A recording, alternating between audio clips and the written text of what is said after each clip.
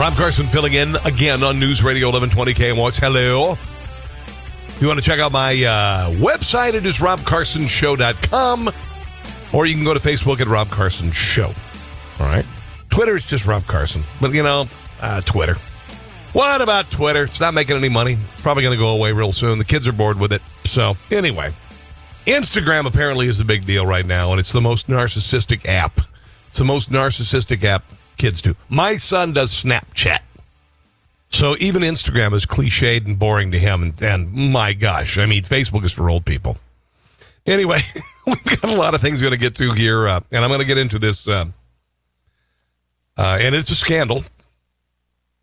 Susan Rice apparently had a role in unmasking names of Trump campaign workers, transition workers. They were surveilled. There was a surveillance that was allowed to happen under the guise of surveilling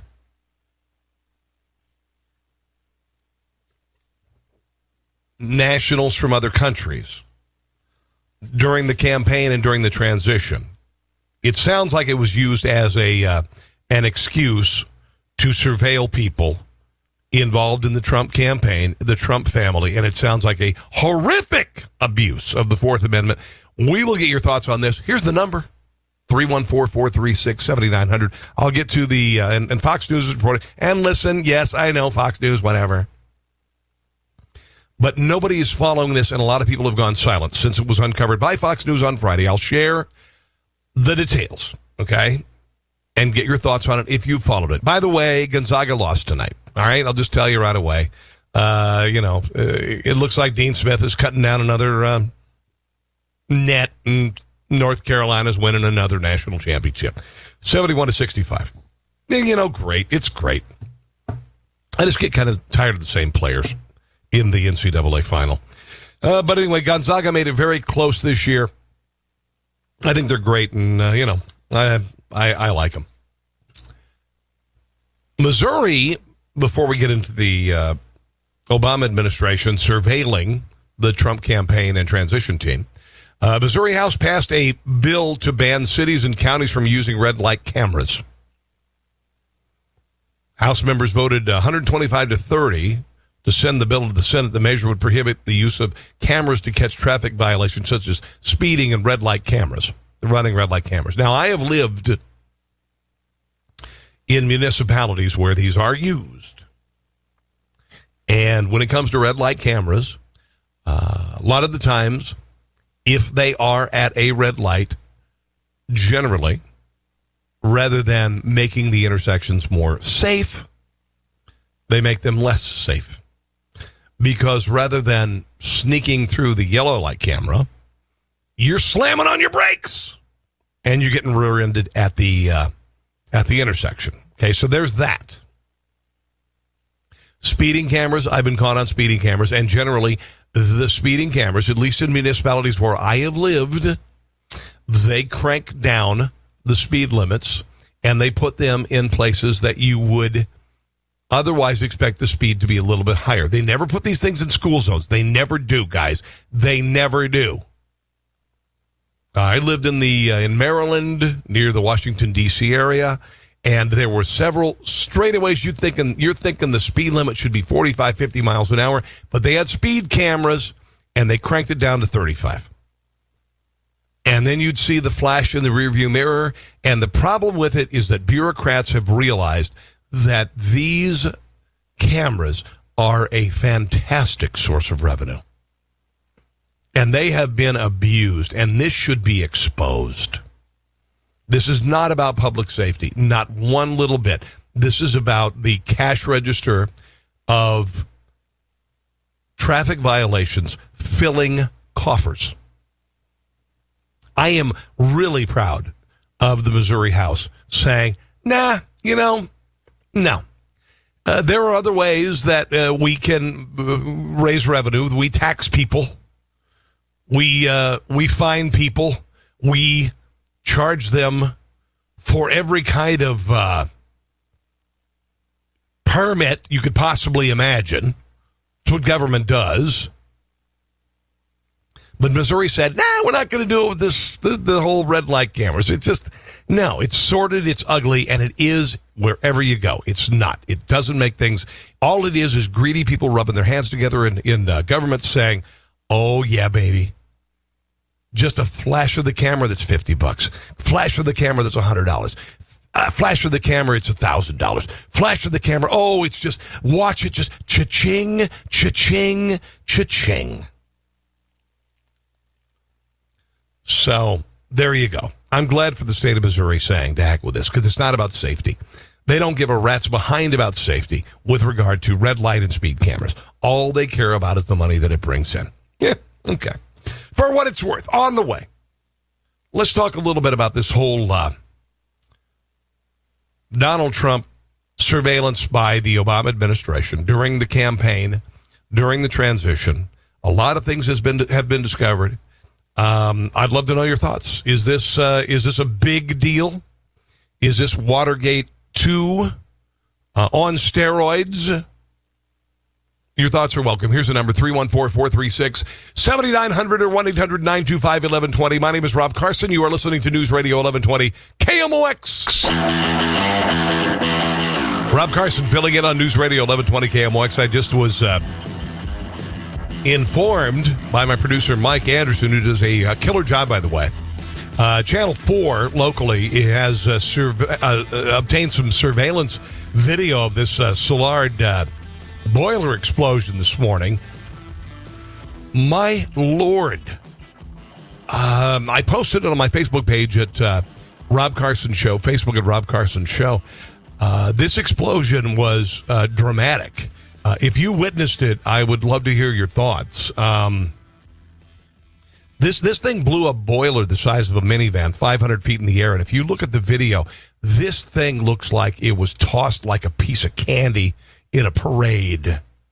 Unbelievable story. If those of you who were driving to work or doing whatever this morning, your thoughts are welcome at 314-436-7900. I mean, my gosh. 3 people dead. The explosion took place at the Loy Lang Box Company. I'm not going to draw any conclusions. It sounds like this company has had some OSHA issues before, paid some fines. But 500 feet away, 2 people were killed, were crushed. 1 person critically, 2 of the 4 survivors critically injured. Just an unbelievable story. And just pray for the victims. Here's the number, 314-436-7900, 1-800-925-1120. You're thinking about this early in the morning. A lot of people saw this. A lot of people heard this. A lot of people live there. If you'd like to comment with what you saw, I'd love to hear. Love to hear. Unbelievable. Just, wow. Just seeing the video, you've got to go to, if you don't mind, and again, I want to thank Channel 4. They have a surveillance video that was taken by a nearby gas station. And Mike, my producer, says he goes there all the time, and they got video of it. And it is just frightening. So a big story that started on Friday. And this is according to a piece by Eli Lake that's been quoted by a lot of conservative media types today.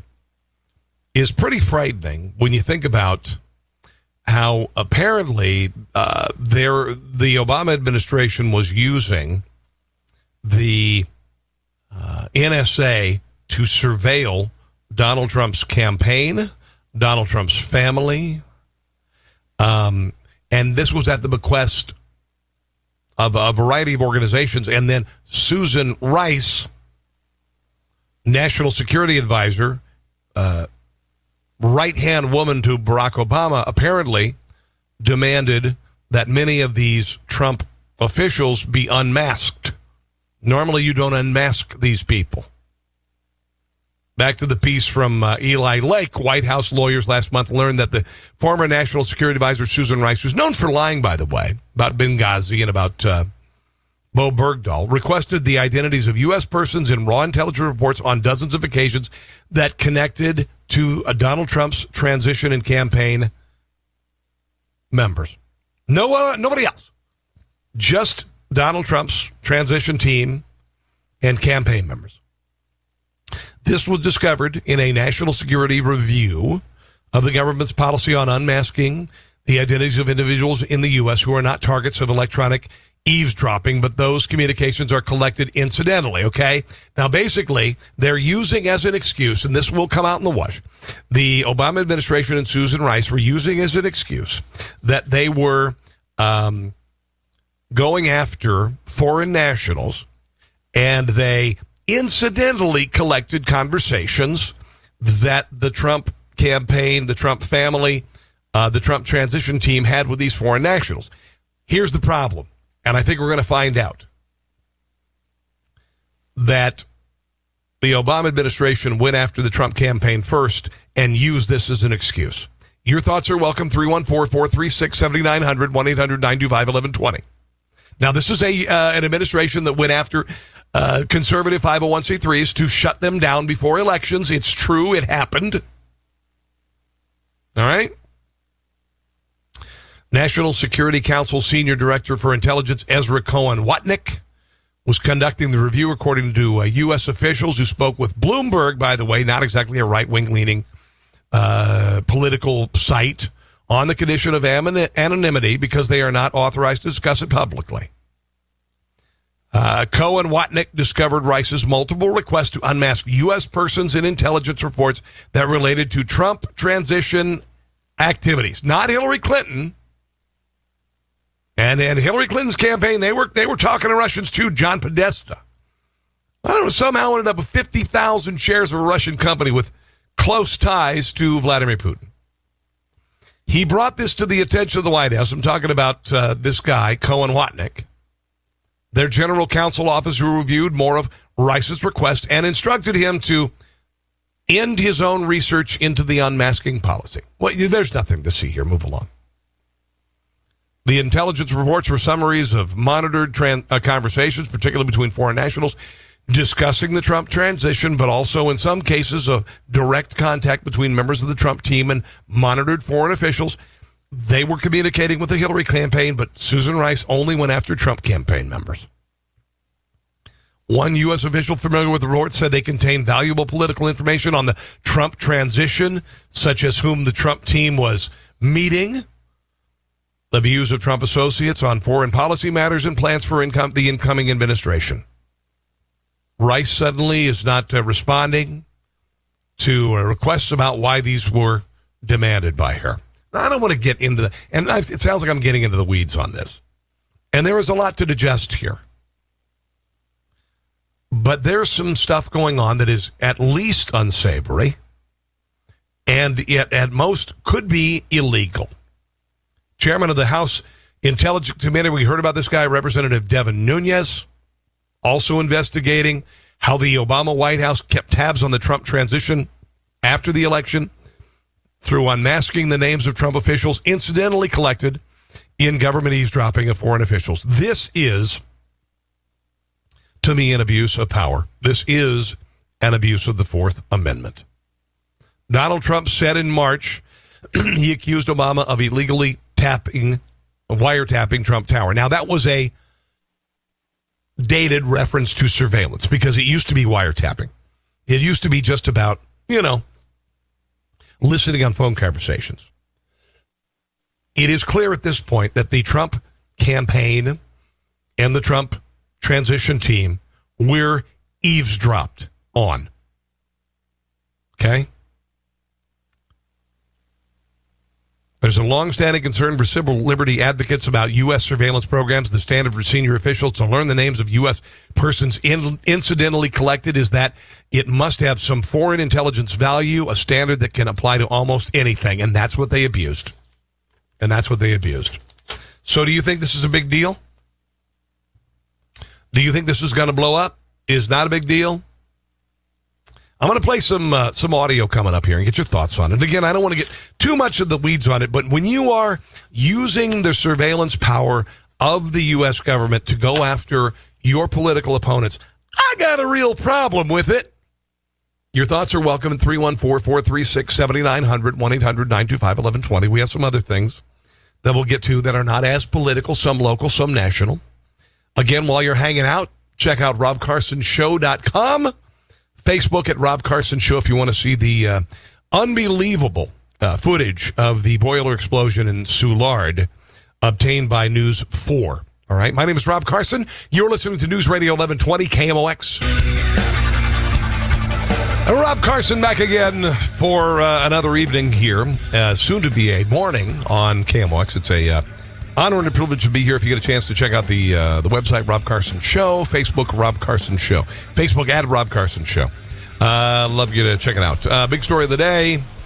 Susan Rice could be the missing piece in an Obama spy scandal. This according to Investment Business Daily. Not necessarily a conservative harbinger for fake news.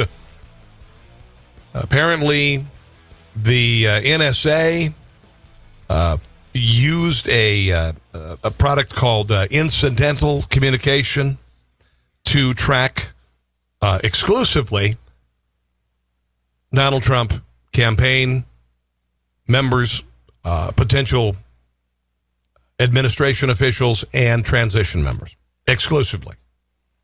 And then through a thing called, now normally you're not supposed to announce the people who are involved in these incidental communications with, Russian officials or whoever, and Hillary Clinton did the same thing. John Podesta, he was real tight with the Russians, man. He got 50,000 shares in a Russian company with very tight ties to Putin. But only Trump campaign officials and transition team members were unmasked at the request of Susan Rice. Okay, I'm trying to put this in a nutshell. Here's a little piece from the original story on Fox on Friday about this. Adam Housley reporting. We're told that the main issue here is not only the unmasking of the names, but the spreading of names for political purposes that have nothing to do with national security and everything to do with hurting and embarrassing the Trump and his team. Also, Nunes, we said, knew about this existence again way before, back in January, before the Trump's tweet. Fox also learned that an individual with direct knowledge that after Nunes had been approached by his source, the agencies basically would not allow him in at all. Now, remind you, we're told only two places he could have seen this information. The first place is where the source works. Clearly, that would have been an outing. The second place we're told is at a location on the White House grounds. Now, remind you, the White House is not just the White House that we all see. There's the old executive office building where you can also access after hours and get to the same type of highly sensitive information. So as you can tell, Harris, a lot of information coming out here. We're starting to get much more details on this as the intelligence community really is battling within itself on this. But it seems like there may be a couple of agencies involved here, and there are a number of people now, we're being told, that names have been unmasked. Again, private citizens in the U.S. This is unprecedented here. Okay.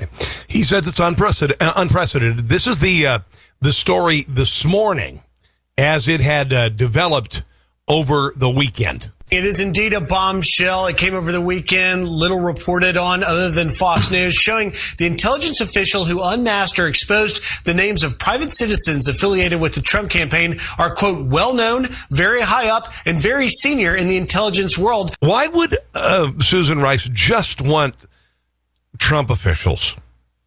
Why would she request they be unmasked? And when there was an action taken while Obama was still president, they said,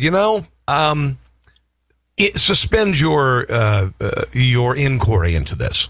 A little bit more from the story. Sources told Fox News, as first reported by our colleague Adam Housley. Now, House Intelligence Committee Chairman Devin Nunes is leading the investigation into Russia meddling into the election and is aware of this Obama administration official. Russian meddling into the election in favor of Donald Trump is nothing more than a cover-up, a distraction from the real scandal that is being uncovered right now. The top Democrat on that committee, Adam Schiff, was asked about it yesterday. And a lot of questions as to whether the investigation into the Russia influence is tied directly to the possible surveillance of the Trump campaign by Obama officials. You will remember that March 4th tweet by President Trump indicating so. Senator John Cornyn, a member of the Senate Intelligence Committee, is also looking at all of this, and he says the answer is yes. And that Senate Intelligence Committee begins their hearings today. They'll hear from former NSA officials. Okay, blah, blah, blah, blah, blah, blah, blah, blah. I think the whole thing stinks to high heaven. I think that if you look at Susan Rice and what she did in Benghazi, and yes, I use the buzzword Benghazi because I haven't forgotten about the people who died and the lie that she told Sunday morning talk shows time and time again. I haven't forgotten about it. And I refuse to have it discarded as some sort of a conservative talking point because it happened. And she lied, and she lied, and she lied. And now we have her unmasking just people involved with the Trump campaign, family members, and the transition team, which meant to damage Trump politically, not only during the campaign, but also as he became the president in the fledgling stages of the Trump administration. Your thoughts are welcome. Robert on the line. Hello, Robert, and welcome to News Radio 1120 KMOX. Thank you for holding, my brother. Let me hear your thoughts. Thanks for taking my call. Number one, Russia made me vote for Trump. You know that, don't you? Well, why is that, Robert? Well, because, Russia's so powerful. What are people crazy? No. Real quick, Robert.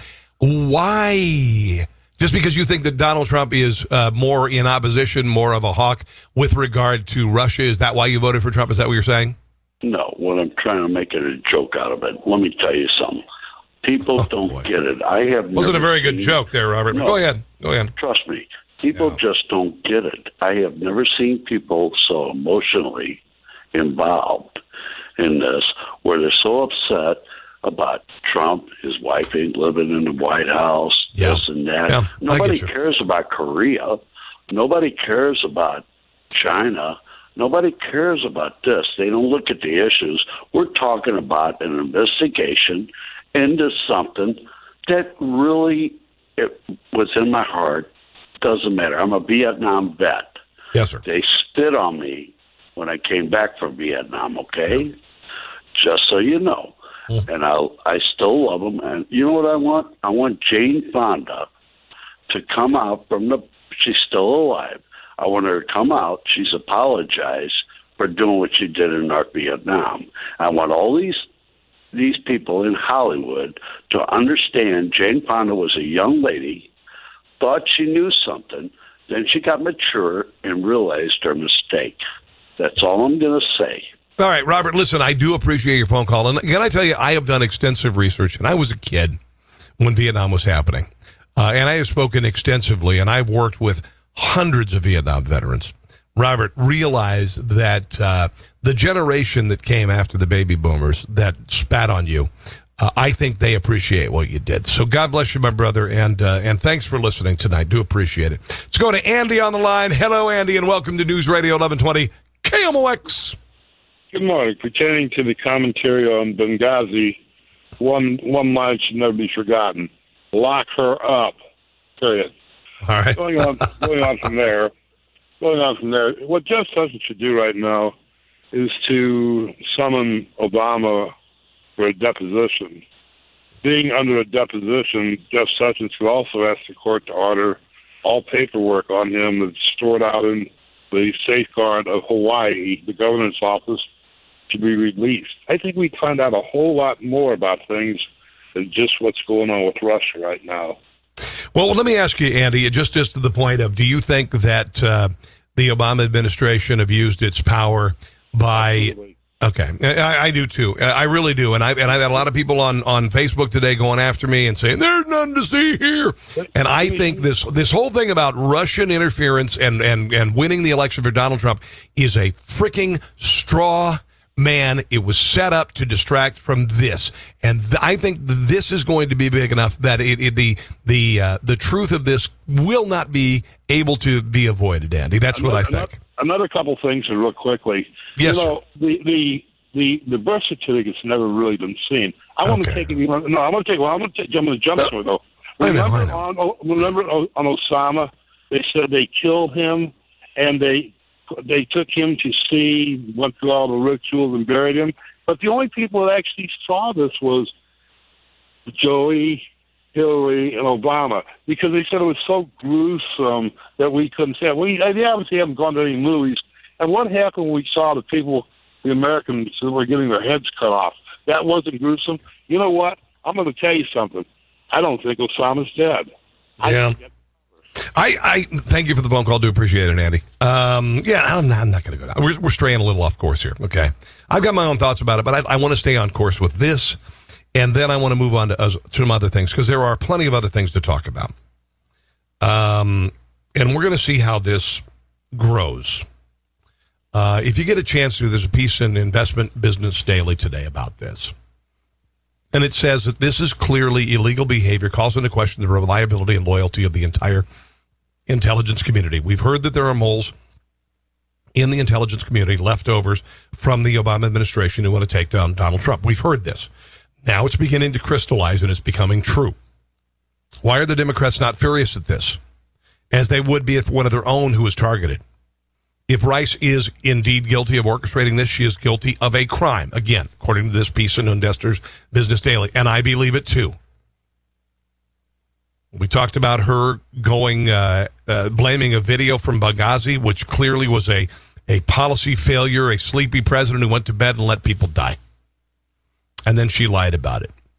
That's been proven wrong. And then we move on and we get distracted and all this stuff. I don't think this is going anywhere, but your thoughts are welcome on it. The number here is 314-436-7900. I do have a story that I want to share with you.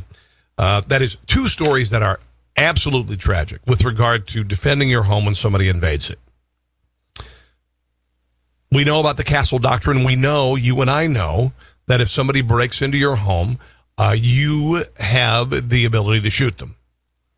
We're going to talk about the limitations of that coming up with regard to 3 young people losing their lives for doing something stupid, and another guy who killed a man after knowing he invaded the house, leaving the house, instead of contacting authorities, came back with a gun and shot the guy. All right? Not exactly cut and dried. Not exactly cut and dried. And I know this is serious stuff. I've got less serious stuff on the way. Your final thoughts, welcome on this surveilling by the NSA, possibly commanded by Susan Rice, with regard to unmasking people in the Trump campaign, the Trump transition team, and even worse yet, the Trump family, are welcome. 314-436-7900, 1-800-925-1120. I'm Rob Carson on KMOX. For those of you insomniacs who like Fox News Red Eye, it's being canceled. And I catch, occasionally if I can't sleep, I'll watch the show. It's, I don't know, hodgepodge. Started with Gutfeld. Then they had this recent host, I don't know, Tom something or other. Not a likable person. I just don't think he's very good. And it's to some degree kind of a freak show. Anyway, Red Eye's being canceled, so there you go. Stick to radio this late at night.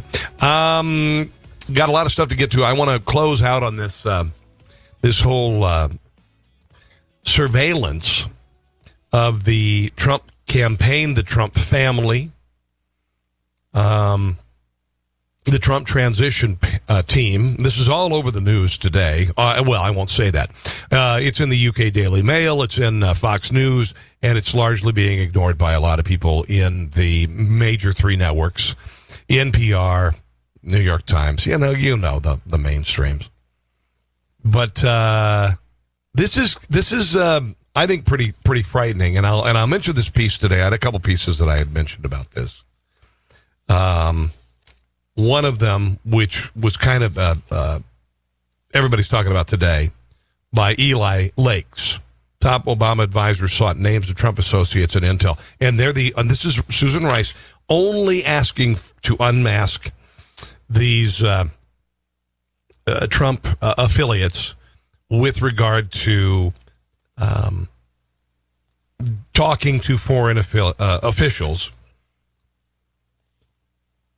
using the guise of this being sort of an accidental surveillance. They were going after foreign officials, but oh my gosh, look, a Trump administration just happens to be calling official or a Trump transition team or a Trump campaign member just happens to be talking to a foreign official from Russia or whatever, even though the Hillary Clinton's team did the same thing. But Susan Rice only demanded the Trump stuff, the Trump officials. Michael Flynn lost a job over it. A little bit more from this. Such incidental contacts, by the way, are supposed to be blacked out in subsequent transcripts. That the Obama administration seems to have unmasked and shared these contacts and their conversations with foreign officials is beyond troubling. It suggests an operation to domestically spy on a political opponent, a breach of the law, as big, if not bigger than Watergate. This is, again, according to Investors Business Daily, not exactly a right-wing rag. The fact is, this appears to be a pattern of surveillance put in place by the Obama administration and possibly officials in the CIA, FBI, National Security Agency to elude any appearance of domestic spying operation on a political foe, which it is and would be a serious crime.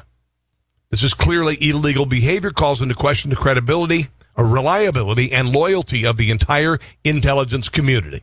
Why are the Democrats not furious about this? If Rice is indeed guilty of orchestrating this, she is guilty of a crime. We have no smoking gun, nor does anyone else, but the fact is Rice has been a part of a major cover-up operation in the past, and it seems to have a troubled relationship with the truth. She does. And, of course, we remember Benghazi and the lies that she said on public television that never were called into question by those organizations who featured her on Sunday morning talk shows, saying that the Benghazi attack was about a video, even though it was an orchestrated terrorist attack. All right. I'm gonna let Adam Housley finish up on this. Then we'll move on to other things. Yeah, Melissa, this first started coming out when we broke this on Friday. We're getting much more details now. In fact, multiple sources tell Fox News the former National Security Advisor under President Obama, Susan Rice, requested to unmask the names of Trump transition officials. The unmasked names, people associated with Donald Trump, were then sent to the NSC, some at DOD, James Clapper, John Brennan, basically the people at the top, including former Deputy National Security Advisor Ben Rhodes. Now, these names were part of incidental electronic surveillance of candidate and it was incidental. President-elect Donald Trump and people close to him, including family members, for up to a year before he took office. When the names of Americans now are incidentally collected, they're supposed to be masked, meaning the name or names are redacted from reports, whether it's international or domestic collection, unless it's an issue of national security, crime, or if their security is threatened in any way. Okay, got to wrap things up there. On the way, what are the limits to the Castle Doctrine? If somebody is in your house, do you have a right to kill them? If they are illegally in your home, do you have a right to kill them? I know that's very serious. I get it. But it's on the way. 314-436-7900, 1-800-925-1120. I'm Rob Carson, filling in on News Radio 1120 KMOX.